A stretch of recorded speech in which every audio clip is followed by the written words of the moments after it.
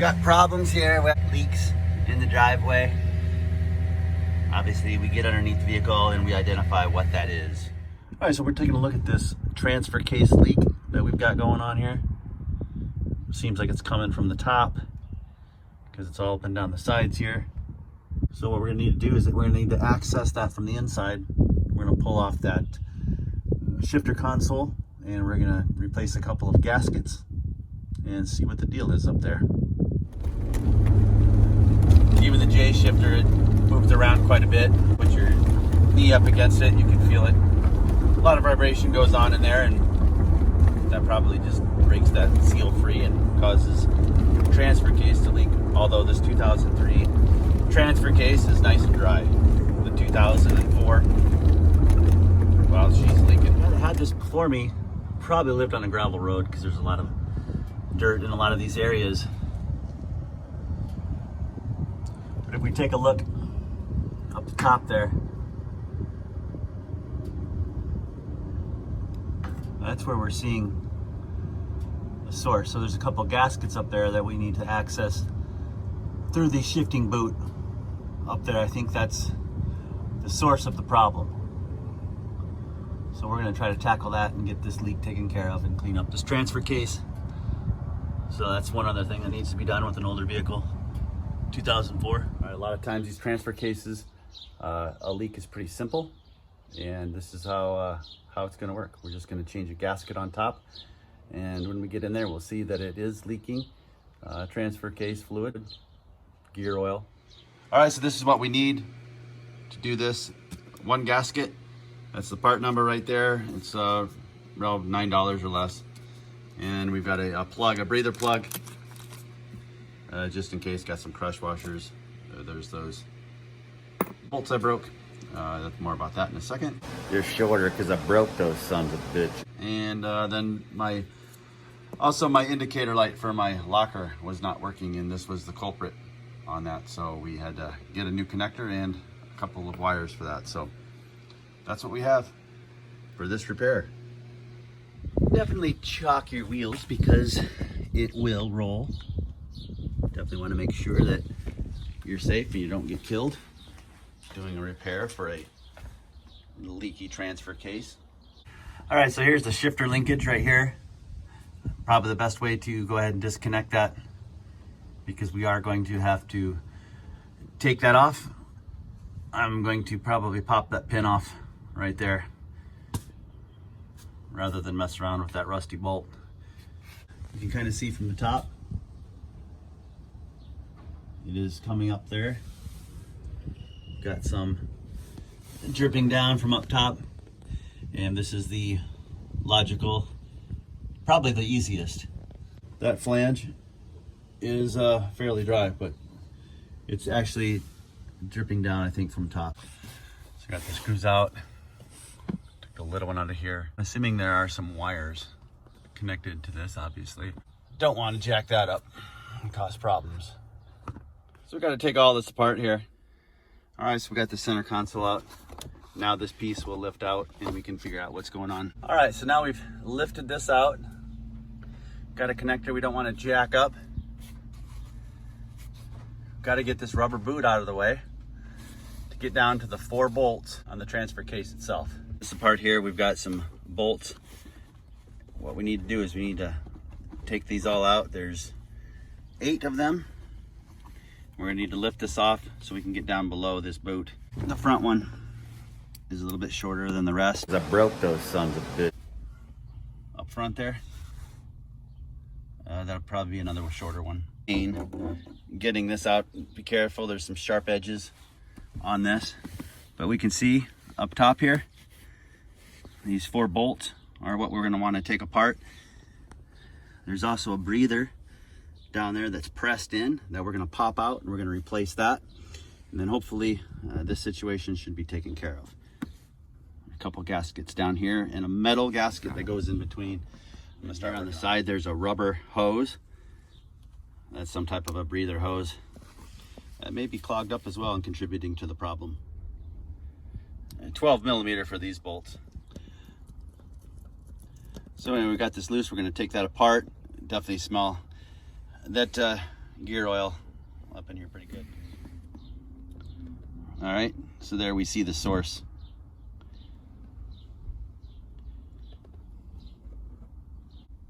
Is there a gasket even in here?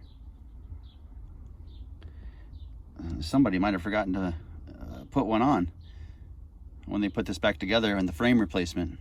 On there, but there's supposed to be a gasket and then a metal gasket, which maybe that's on there. Once we get this cleaned up, we'll see.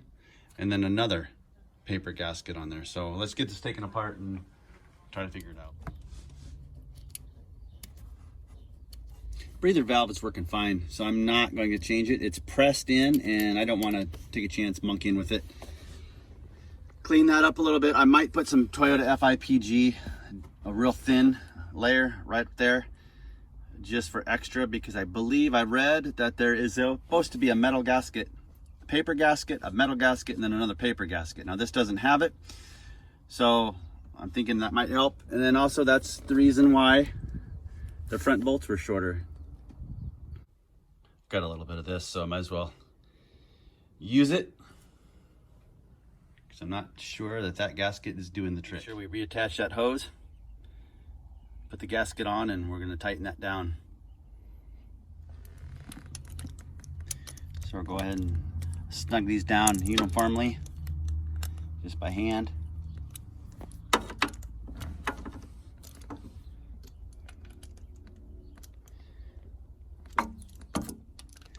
And we'll go ahead and torque those down to specifications. All right, so wrestling around with this, you want to just make sure that you get this piece underneath the carpet. This piece underneath the carpet.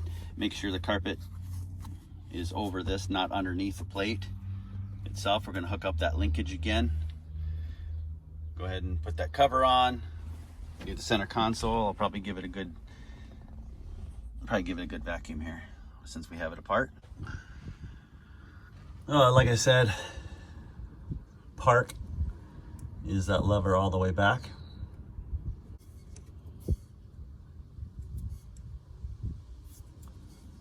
Come on, play nice here. There we go. All right. So that's in park. And remember, folks, you gotta block this vehicle up because it will roll. It has wheels. Complete job. Feel pretty good about that. Got those things fixed. I've been meaning to do that for a while, and it only took an afternoon. Imagine that. So down here on the driver's side, we've got a couple of hoses that actually contain breathers that often get clogged up. This one right here actually pulls out of the hose. So what we can do is we can take a compressed air, blow through this right here, and make sure that this is moving freely to make sure these are clear and doing the job. One is to the front diff and the other one is to the transfer case, I believe. The rear diff sensor, when it's locked, is not lighting up on the dash, and we think we found that. That needs to be done. And also we've got a transfer case leak that will be taken care of. All right, so right in here we've got the connector. Just push down here on this little tab, and I had to grab a screwdriver just to pry that. And we're gonna look at the side here for these numbers, try if we can get a new connector. Right here to the indicator light. And we've got one that's come undone. So we've got a housing connector, that's the part number, and we got a couple of terminals. Real simple, just pop in type connectors. Just wiring the housing connector, how it's oriented. I had to take the tape off here to get some extra room. We're gonna have to take a blade. We're gonna peel this back. The wiring housing connector is correct. And looks like a pretty simple, straightforward repair. Blue goes on top and the white wire goes on the bottom. Solder and seal connectors. Of course, use this thing to heat that center up and solder the terminals together. Should give it a pretty waterproof, weatherproof deal. And the nice thing about these connectors here, the terminal repair, is it just snaps in. Doing the marine heat shrink, one piece, which you probably do. Slides right over that.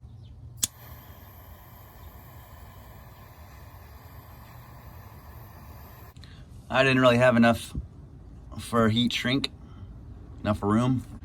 So there's a square part on this, and there's a square part on this, and that just goes in there. All right, there's our plug. All right, everything's pretty solid. Let this cool down. Go ahead and put some electrical tape around it. Put this little sheathing over it, and it should be sealed up and good to go.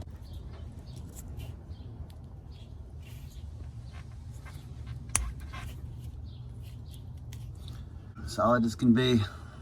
I'm not a vehicle flipper, but I know that you can make a little bit of money if you get some good deals and take your time, pay attention to the details.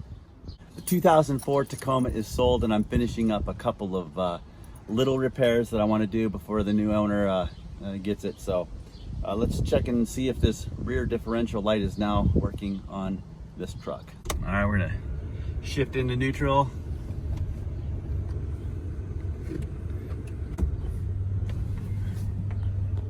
That four-wheel indicator light does work. We are in 4 low, in neutral. The rear diff lock is now engaged, and the light is working. We're crawling along, but that little repair, we're solid. We're good to go. No weird noises.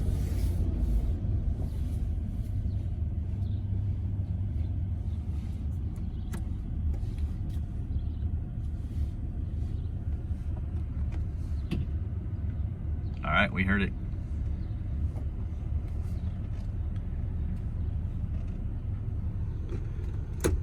Shift into neutral.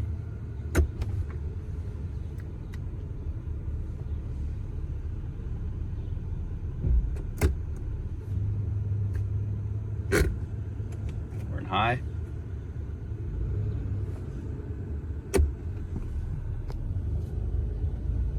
And we're out of 4-wheel drive. So that problem, well, that's not really a problem, but it's a little detail thing. You want to, when you sell a vehicle, you want to feel good about the interactions with the customer. You want to make sure that things are working when you say they are. And if something needs repaired, you need to let them know. I got a couple things I want to do to the 2003. So I'm going to go ahead and focus on that, and I'll keep my eye out for the next truck, next Tacoma or 4Runner. All right, back in the garage, came across this pretty sweet truck. It's a regular cab short box, 4x4. Pretty sweet. Too good of a condition to pass up on this. So I'm gonna try driving it for a while, and we might flip it, but we'll see what's going on here. Very good condition. Gonna clean it up. The interior's in great shape.